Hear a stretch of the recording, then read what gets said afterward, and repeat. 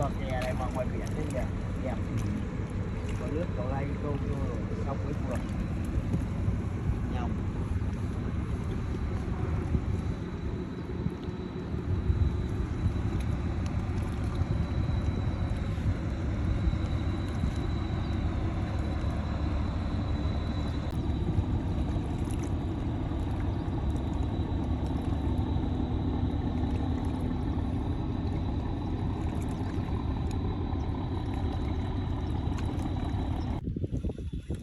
Cái tua đi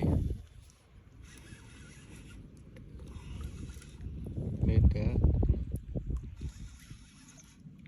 cho nó lên khỏi mặt nước phải bơi là chưa nhìn thấy cá đâu.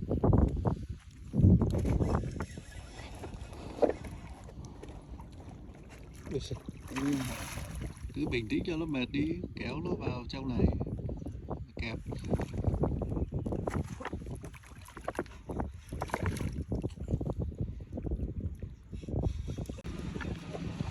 Dòng cá nó phải thế. Đó những cái thuyền